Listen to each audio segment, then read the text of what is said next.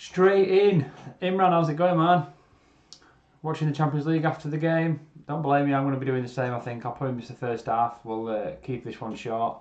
I haven't been looking forward to this one at all, so welcome back. Appreciate Imran. Absolutely dedicated. Thank you very much, mate, for being on the stream. Yeah, I haven't looked forward to doing this one. I've put it off, if I'm honest. Didn't feel particularly great after the game on Sunday. Didn't feel up to it yesterday, or even, and I felt like I said the same yesterday. Really, Monday, Tuesday, sorry.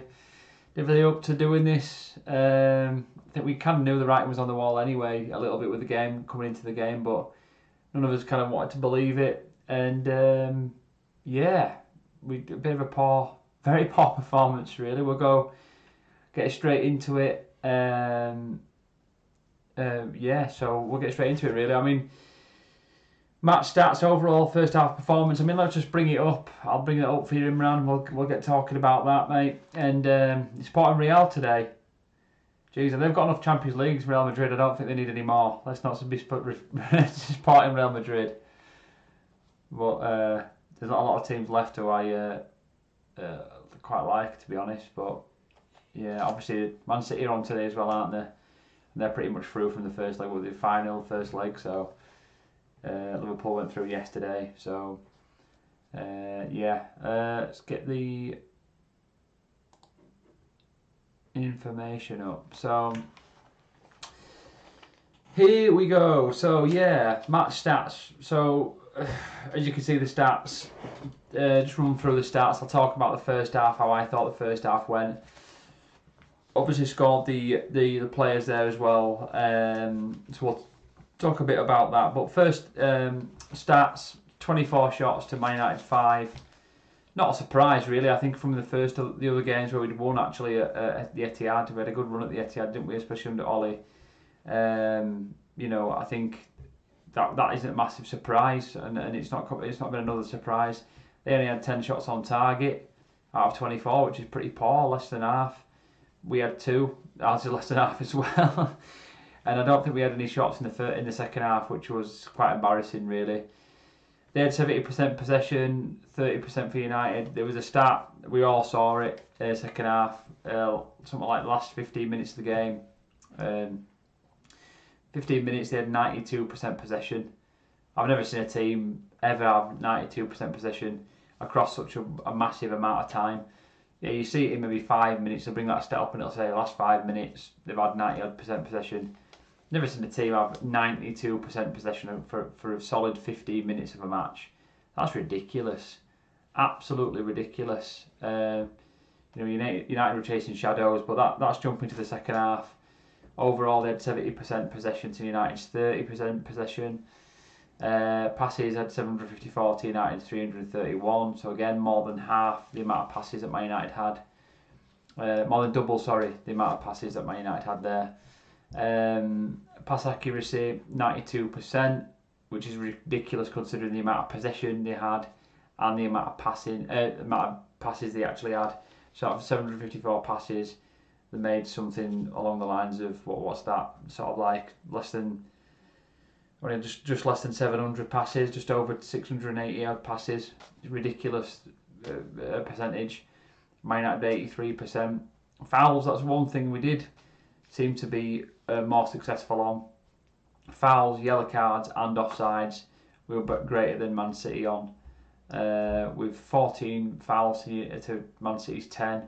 1 yellow card which went to Maguire, which was no surprise.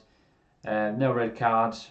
Couldn't get anywhere near him to commit a foul, I don't think, as well. Commit a red. And offsides 1. Corners, Man City 9 to United's 3, so 3 times the amount of corners as well. So just overall a very, very bleak day for Man United and Man United fans. First half started well. Poor goal to concede. Kevin De Bruyne's first goal, first 5 minutes, sort of killed the.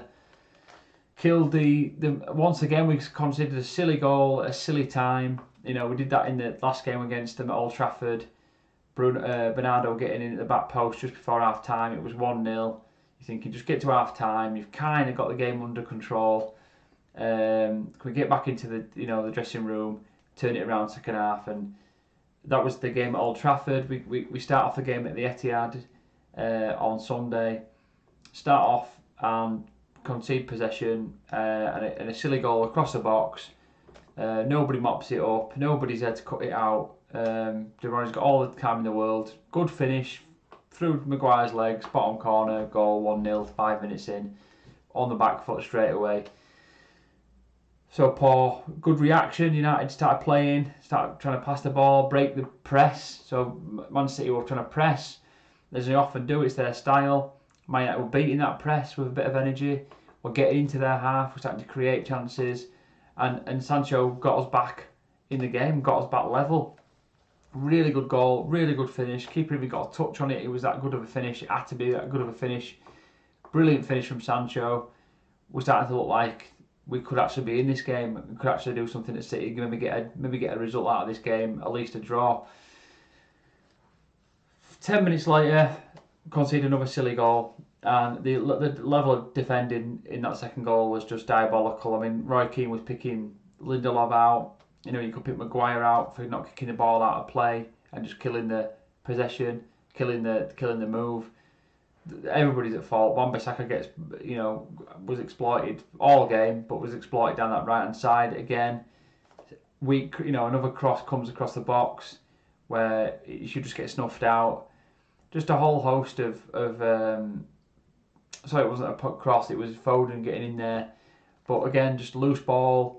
Foden get into it, small player, still getting the legs to snatch it over Lindelof's head. Lindelof not getting back in to mark De Bruyne. Just poor, from one player to the other, just very, very poor attitudes, poor characters, poor in every sense of the word. And they'll feel in their heart of hearts that they're doing the best. But when you watch it back, it's just diabolical. And I think if either one of those players watch that back, they'll see exactly what us as fans are seeing, and that's just poor attitude, poor performance, lacklustre performances. Players coming off not exhausted, not sweating, not breathing heavy, not seeming like they care. Just awful, really, really, really awful performance. Similar to the initial performance. Don't get me wrong, Man City are an incredible team. We're far from an incredible team at this moment in time. We've got some really good players in our team.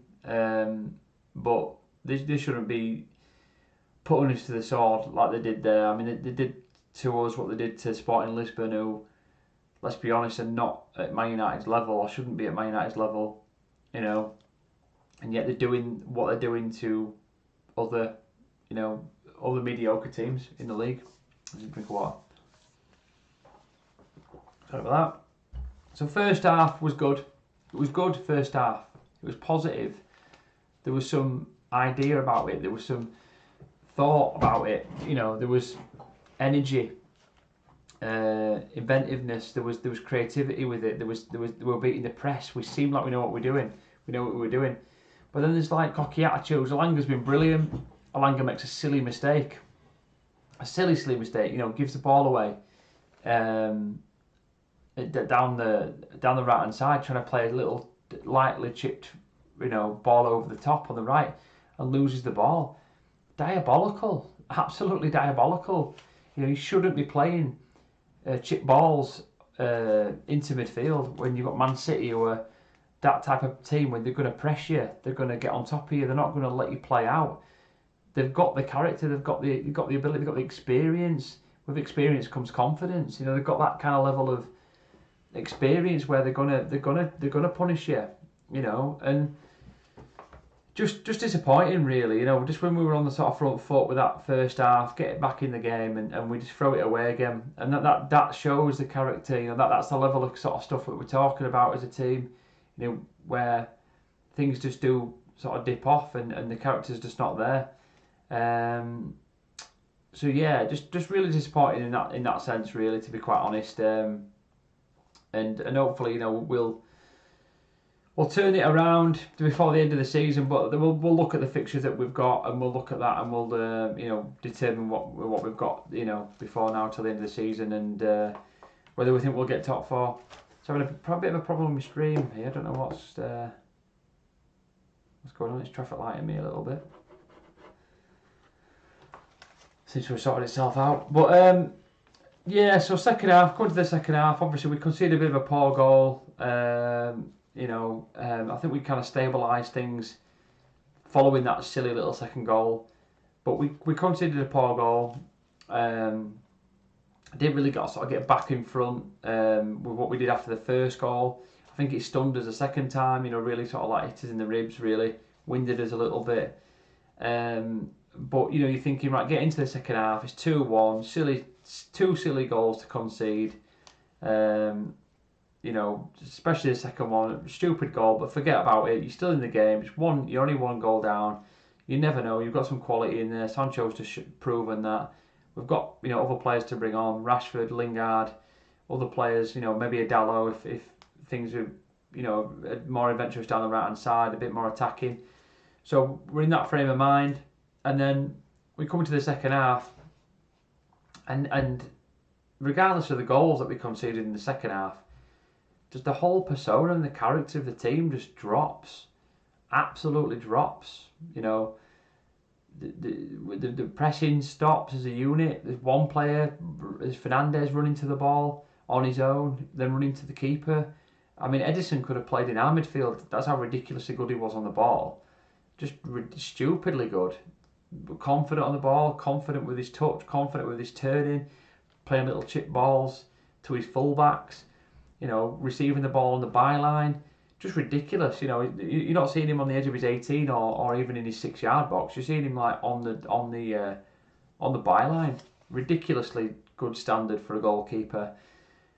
But Bruno running to him, and then no one's chasing the second man. So Bruno's going to the goalkeeper, and this is where they're clever though. I mean, Man City have got an extra player. Obviously, you know, we've got 3 players running to 4 players plus a goalkeeper, 5 players. You know, you've got Fernandez running to the goalkeeper. Then they've got a centre half sat there, then a full back. So Alanga's either got to go to Laporte or he's going to go to, you know, Kyle Walker or Cancelo. Sancho the same on the other side. So they're constantly like running. It's 3 against 4 because of that competent. The goalkeeper's that competent on the ball, which just allows. And if they're even better than that, which they are, they can play 3v3. So the full backs can stay in there, the goalkeeper can stay in there. So the centre half can stay in there. So obviously Laporte was in there. Was playing centre half with him.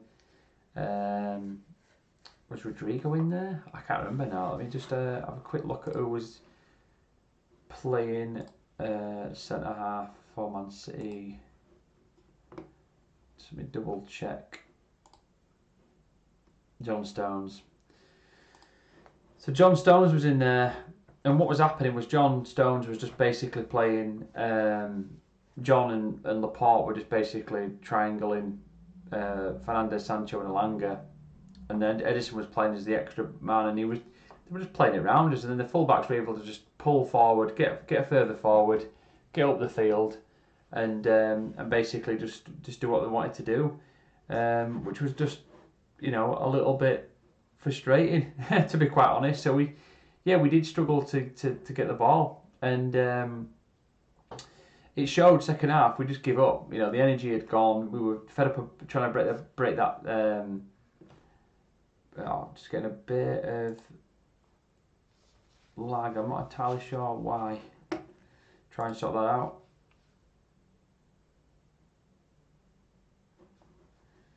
Try and sort that out. Sorry, guys.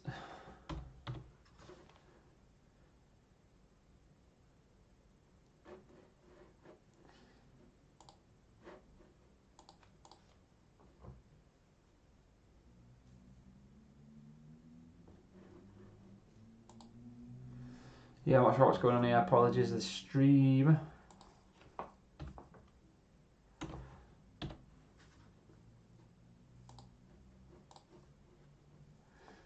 Sorry about this.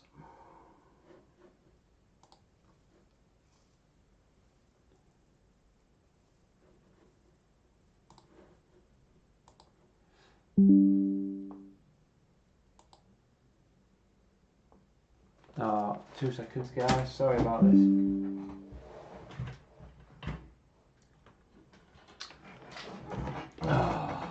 malfunction here.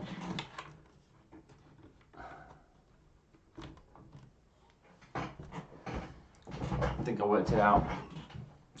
So yeah, so basically, you know, we're just giving up second half, and it was, you know, awful to see really. You know, from a Man United team who was getting some level of understanding within it. You know, I know there's been poor performances this season, and there's been teams we should have beat, but you know, when they've kind of needed that fight, they've needed to get over that line. They've just about got over that line.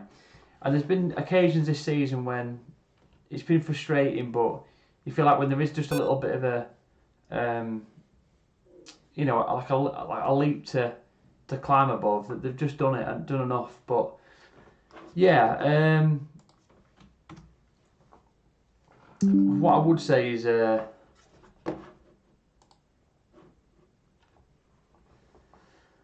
well, what I would say is yeah, the second half was just dreadful. I think they're giving up. I mean, Roy Keane talked about it quite a bit. You know, the giving up was frustrating, very frustrating. You know, that kind of level of just attitudes and poor behaviours was just a little bit disappointing, really. And yeah, hopefully we don't see that, and there is a bit of a reaction from it, but it's. It wasn't nice to see. It was very, very disappointing, and hopefully we can address that for the next game against Spurs, because it's a massive game, and we'll talk a bit about the top four. Sorry, Imran, I'm having some real bad problems here, mate, with my my stream. I'm not sure why I'm getting that this afternoon or this evening, but I am for some reason, so I apologise. Can't help these things, but we'll get talking into the team anyway, and the scoring, basically, the player ratings. I mean, from no particular order. Obviously, we'll start with De Gea, easier place to start. You know, we've got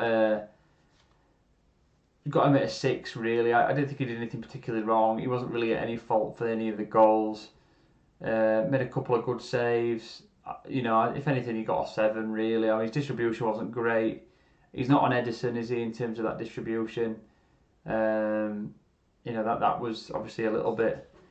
You know, that part of his game is obviously quite weak, but you know, I'm not necessarily holding that against him. I think, you know, he's done well this season, and he did well again. So I can't really you know, sort of give him any lower than a 6. I think just because the performance was poor, we lost 4-1. I can't really give anybody a 7, to be fair, just because of the demeanour of the match and everything else. But once again, it affected De Gea more than any affected any of the other players, and that just goes to show the level of experience and the characters that we've got in the team, which is disappointing. But yeah, so we move on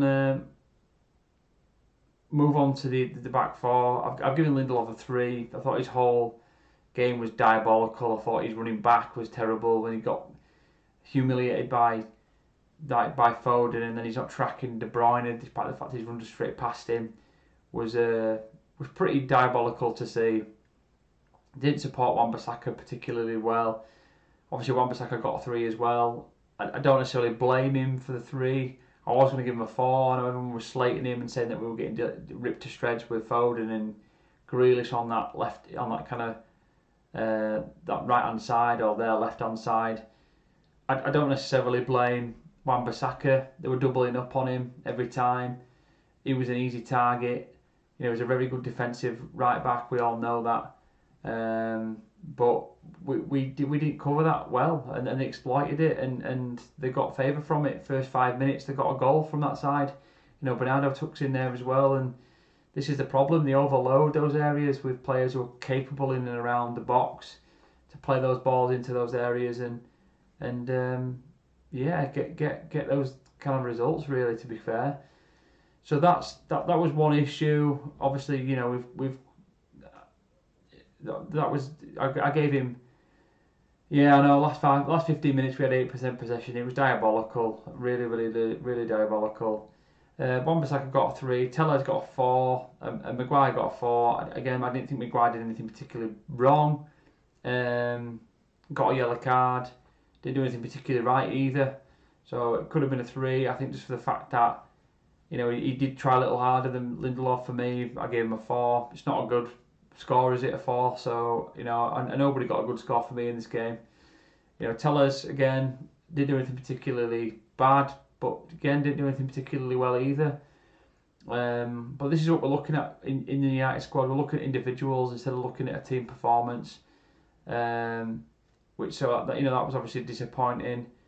McTominay, Pogba, Fred all got 4s for me. Didn't really show much. McTominay, watching players drifting past him, you know, came out in the press conference, was one of the only players that came out in the press conference at the end of the game. You know, didn't see Maguire giving a press conference to Sky, and obviously was quite, you know, critical of certain things and certain attitudes in the team. But end of the day, you know, he's they were all to blame, including McTominay. You know, he wasn't particularly great. I think it's frustrating when you're watching players and you're watching midfielders run past you, and you know, instead of looking at 2 midfielders and one of you and McFred are doing a job, you've got 3 or 4 or 5 midfielders all running past you, and it's just like an impossible task. I get that it can be demoralising, but I don't know. You've still got to show heart. You've still got to show character. McTominay is one of those kids who will do that most of the time. So do I blame him? Not necessarily, but I don't think he played particularly well. And like I say, he confronted the media afterwards. But we've seen enough players do that. You know, disappointing we didn't see Maguire come out and speak to the media. I know he did sort of roughly afterwards, but it wasn't like a Sky Sports type interview. I've not seen Ralph's press conference. He's after his press conference afterwards. I will touch on that a little bit tomorrow. And I know obviously I'll do one on the Spurs game, which will be his press conference will be probably tomorrow. It's a Saturday game, so it'll probably be tomorrow as well. So we'll touch a bit on that. I'll write some notes down on that press conference and do a little bit of a video on that in the build up to the Spurs game. But yeah, they're just the midfielders poor. Fred was poor. You know, there's nothing much more to say really. They were all poor. Olanga, I would have given him a 5, but he made that silly error in the first half that resulted in their second goal. He was sharp. He was one of our sharpest players in the first half, other than Sancho. You know, getting us going forward, unafraid to try and dribble past players, unafraid to try something, but tried too much in silly areas and cost us a goal. Fernandes, just for me, one of his worst performances I've seen since he's put on that red shirt. It's been coming. I don't think he's been good enough for a long number of weeks now. He was giving game time week in, week out, regardless of his performances, and I just don't think it. I think to me now he needs dropping. I really do feel like he needs dropping. That might be really controversial, but I really do feel like somebody else deserves a chance in that midfield, in that spot. You know, silly passes not on the half turn, passes not out of his feet, trying stationary sort of 1 foot passing, like trying to have this Hollywood pass, you know, outside of his boot or inside of his boot, trying 30-40 yard passes. He did play 1 pass in the first half, trying to play a ball out wide, and did this silly like shot across the halfway, across the pitch, just went straight to a Man City player. I mean, how can a player of his calibre in a team of this quality not play a 40-yard ball across field? It was just embarrassing. Sancho was good. Sancho was better, but he lost the momentum in the second half. He was good. Players like Sancho, forward players in general, you know, they can only do so much. You know, they're not stupid. Half the time when Sancho gets in those positions, he doubles up. He was doubling up. They were doubling upon him as well. Even the goal, they doubled upon him, tried to double upon him, and he found that corner, fair play, and he scored a good goal. For me, he got a 6. Subs coming on, Rashford, Lingard, both got 4s, didn't do anything. Like, Lingard looked a little better than Rashford, but Rashford straight back to his old self, you know, missing, you know, getting frustrated and walking and not running, and just disappointing really. And the team performance just isn't good enough. It's just a general team performance, a general team style. It just isn't good enough, and I don't know what else to say really. You know, we've been down this road, we've discussed it. What's that? Bruno is still technically our backbone. Sure, he had a bad game that day. The problem I've got with Fernandes a little bit, Imran, is the problem I've got with that is that he's given minutes regardless of his performances. And when you're given 90 minutes, across 90 minutes, with the teams that we've been playing in the last 12 games, you're expecting Fernandes to do something. So across 90 minutes, you're expecting Fernandes to get a goal. You're expecting Fernandes to get a pass or get an assist or be involved in the game. You've got to expect that of Fernandes' quality, Fernandes' ability. You've got to expect it. But the thing is, when you actually weigh it up across a 90-minute match, he's not doing enough, consistently enough. Now, against weaker teams, he's getting away with those things that are poor, like losing the ball in silly areas, trying silly Hollywood passes when it's not on, trying too much, whinging, moaning, complaining, arguing. He did it in the Man City game in the first 5 or 10 minutes. He did it against Leeds. That nearly cost us a goal. It needs to stop. It's got to stop. If he wants to lead by example, he wants to carry that armband, he wants to be at United and be one of the legends at United, he's got to stop this kind of constant moaning and whinging and whining and get on with his game and try and come back to basics. Against the top teams, you can't get away with that. You can't get away with rolling around and complaining and whinging and moaning. You can't get away with, trying silly passes at silly times. You just can't do it. And when you're off form, even more so, and the confidence is down, it's just highlighted even more so. Rashford on loan, do you reckon? I don't think so. I can't see Rashford on loan. I really can't. I think it'll be fine. I think Rashford will bounce back. At least give him another chance. I think they'll give him till another year next year. I can't see. He's the backbone of the United, isn't he? He's like the poster boy for United. I mean, would you also say that the same for Maguire? Giving him 90 minutes is truly showing now because we have. Yeah, I think the difference between a defender and a midfielder, though, especially an attacking midfielder like Bruno, is that the things that Bruno does when he does them well, he scores a goal, he gets an assist. It's instant praise for Bruno. Bruno, will turn a bad performance into a good performance because he's scored a goal or he's made an assist. So it's easy to kind of turn around a bad performance in a game. Whereas Maguire, if he's made a bad tackle, he's on a yellow card, he's up against it from the previous game, he's not had a good previous game. How does a defender turn that performance around unless we get a clean sheet? But then that's what we're expecting. We're expecting clean sheets. So I'm not defending Maguire again, but what I am saying, I'm sort of being devil's advocate a little bit, is that, how does Maguire turn around his performance within a game? If a striker's not touched a ball or taken a shot for 80 minutes and then in the last 10 has 2 shots and scores a goal, he's potentially getting the man of the match for winning the game 1-0. Now, if the back four haven't conceded a goal in that 90 minutes, does Maguire equally get the same praise that a goal scorer would get, like i.e. Bruno? I don't think so. Personally, I didn't think Bruno had a very good game. Equally as poor is a lot of the other players in the team that were equally as poor as him.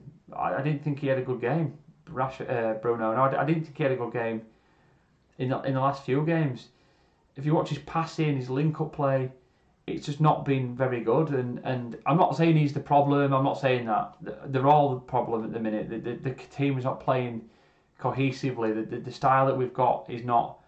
We need players who are half as good from a talent perspective, who are willing to graft and do the legwork and do the hard work for the team, and that's just not happening.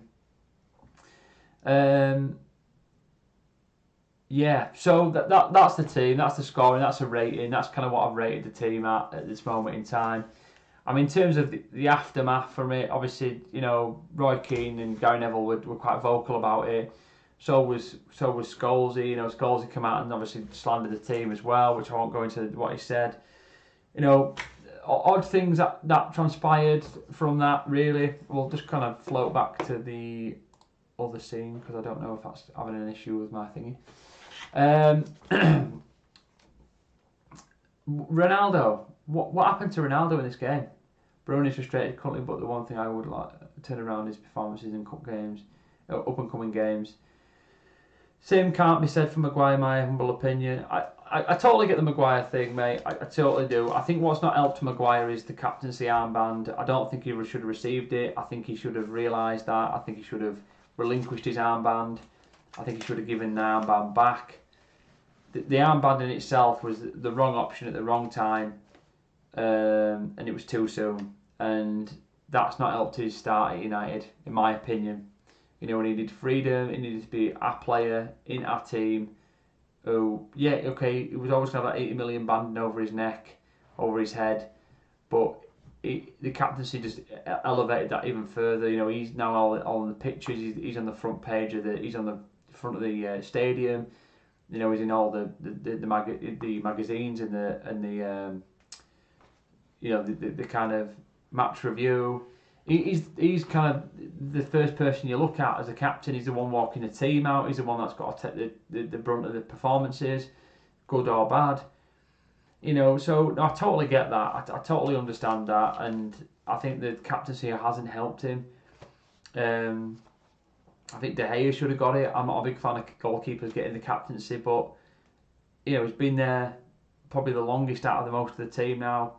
And he deserves it. He's the one that's experienced. He's won things at United, and it would have made sense. And it probably would have been, you know, would have calmed Maguire, and would have taken that pressure off him. That's ultimately my view on it. Bruno is frustrated, but Bruno hasn't played well either. Again, I'm not blaming Bruno. I think that's just the way that it is. But yeah. But yeah, onto the Ronaldo Cavani thing. I mean, the Ronaldo thing was unusual, very, very unusual. I mean, you know, where did he go? Just decided 2 days or a day before the game he had an hip flexor injury. I mean, surely you know about that well before the game. Then he got the. Then obviously didn't attend, didn't even come with the squad, didn't even watch the team. This is what I mean. I'm not saying Ronaldo's the problem. I'm not one of these fans that's saying Ronaldo's the problem. But what is going on? What the hell is going on with the team? You know, if you're out of a squad because you're injured, what does that mean? You can't come and watch your team play? Or, you know, can you not come and watch your team against Man City, the derby? You can't watch Man United, the team that you're supposed to have loved. He was supposed to have a hip flexor injury. That was the reporting ran that he had an hip flexor injury going into it, so he couldn't even attend the squad. He was recovering from a hip flexor injury. But that's but then he went to Portugal. Then it was found out that he'd flown to Portugal. So the guy's supposed to have an hip flexor injury, can't come to the squad, can't. Ralf has taken up the advice of Zidane, rest him, and Ronaldo will get back stronger. We hope, mate. I mean, yeah. It was one of those games, Man City, wasn't it? That I'm sure Rangnick was going into it not expecting to win, not expecting to get a result from. That doesn't mean that we shouldn't have tried. But I think using Ronaldo maybe would have been a bad idea. Got Spurs on Saturday where Ronaldo performed. Ronaldo scored in that game, if you recall. So, you know, would it be a wise option to rest him for that and then bring him in for the Champions League game the following week? Probably, yeah. Maybe that was the thought. But the report I heard was that he got a hip flexor injury, and then there was reports that he'd flown to Portugal, which I thought was a bit bad, really, considering. You know, I hope that if he's injured, that he was resting, he took the time. Maybe Ralf gave him the rest, and Ralf said, "Look, go and spend it with your family in your native country." That's fine. That's fair enough. You know, he's got a private jet. He'll get there in an hour or so at the drop of a hat. So, you know, the time's not really an issue, I suppose. But it's not the problem. I think the problem we've got is that, you know, is he spending time with the team? Is he showing that level of support? These are the things that his teammates need. His support, his encouragement, the things that he was supposed to be here to do. You know, it's great seeing Ronaldo score and win his games, but, you know, Rashford needs the arm around him. You know, there's other young players in the team. Zidane, Iqbal, you know, there's Hannibal, there's Shoretiri, there's Elanga now. There's other players. Martial's gone out on loan, but needed Ronaldo's level of support. And him flying to Portugal on a Man City derby instead of being there watching it with his teammates is, in my opinion, not great. But look, he's not definitely wasn't the problem that we lost that game. And Cavani's another issue, but apparently he might be back. We don't know. He's back in training again. You know, I don't know. I don't know what the situation is there. You know, Cavani's kind of done for. He keeps him sort of picking up this injury with his groin, but we don't know. We don't know what's happened there, do we? Obviously the issues with Maguire, we spoke about that, and the issue finally with Rashford, which we've kind of touched on. I don't know. I think with Rashford, obviously his form. I don't know if you recall. I think it was a European game. I can't remember if it was Europa League, and yeah, it's. I think he got a knee in the back, and he fractured something, or he did something bad to his back. I think he played. He was rested, and he played, and it wasn't right, and then he went away, and he was away for a while. Then he came back, and he wasn't right. He wasn't right since. But it's his decision making, really. That's what any good player will tell you. It's his decision making. So as a forward, and Rangnick was talking a bit about him in the previous press conference leading up to the Man City game about Rashford. Obviously, there was a lot of hype around the issues surrounding Rashford leading up to that game, and ultimately, you know, the issues were really like, you know, well, basically what Rangnick said was, you know, he's obviously a very talented young lad. You know, he's got the strength, he's got the size, he's got the power. You know, he should be able to cope with the you know, the makings of the Premier League and deal with it. I totally agree with him. You know, I totally agree with him. He's got all those attributes that you look at a player and you go, you know, you should be a top player. There's other players that are like that that are in the league. You know, there's other players. Zaha was another one. We brought Zaha to the club. It didn't work out. You know, Januzaj was another one. Pacey, big, tall,